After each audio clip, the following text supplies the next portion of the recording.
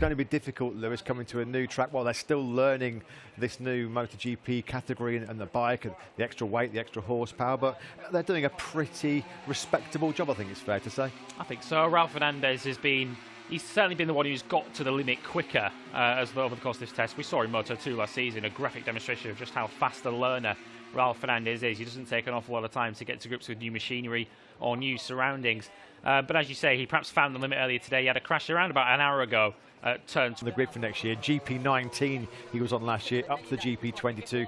Here is and the man of the moment over in Mandalika. What do we make of that lap time and the progress that he's making, Lewis? Because it bodes well. His approach will be steady rather than spectacular, Luca Marini. So to be up there immediately like he is, it shows how good he is. It shows how good he is, how much more experience he's gained from last year, but clearly there's some serious potential in that GP22, as we touched upon. Absolutely. It's the first real show of potential, I think, isn't it, from that GP22. We've seen the factory boys keep it fairly quiet in pre-season testing so far. Even today, Jack Miller down in 20th and Bagnaia in 10th. So that's the first real show of strength from that GP22.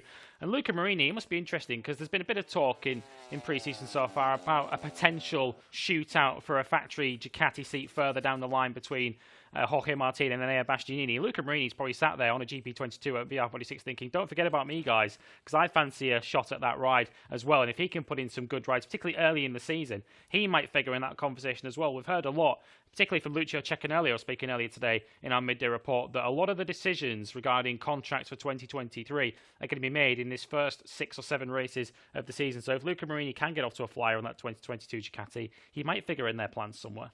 Yeah, it's an interesting point you make there, isn't it? I mean, when you talk about the future of the Ducati Lenovo team, it's all point. First taste with that GP22 in Sepang last weekend was quite difficult. There is then live pictures. The checkered flag is out. Day 2, done and dusted over in Indonesia. And it's that man there on your screens, Luca Marini. As you mentioned, that will be a real big flip, a real jolt for the confidence of Mandalika, and he will be delighted to see Luca Marini, of course, his brother, top of the standings. A 1:31.289 in a surge of late time attacks and puts the Italian top. And as we mentioned, Lewis, that would be a massive confidence boost as you run us through the timing sheets. Absolutely. With their team launch coming up, it's never a bad time to light up the timing screens. Luca Marini fastest ahead of Marc Marquez by just 0.2 of a second, with Maverick Vinales pipping his former teammate Fabio Quartararo for third. Joan Mir and Joan Zarco on identical lap times to complete the top 6 ahead of Enea Bastianini, yesterday's pace setter Pablo Espargaro and Jorge Martin.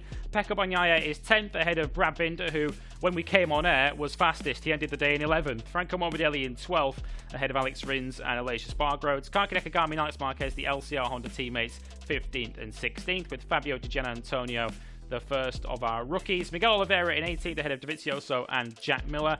Ralph Fernandez with a crash. He ended up 21st, although only 1.1 seconds off, just ahead of Marco Bezzecchi and Remy Gardner, with Darren Binder rounding off our 24-rider field, 1.7 seconds off the pace. So for the first time in pre-season testing, we see the times topped by a 2022 Ducati, just not the one we thought.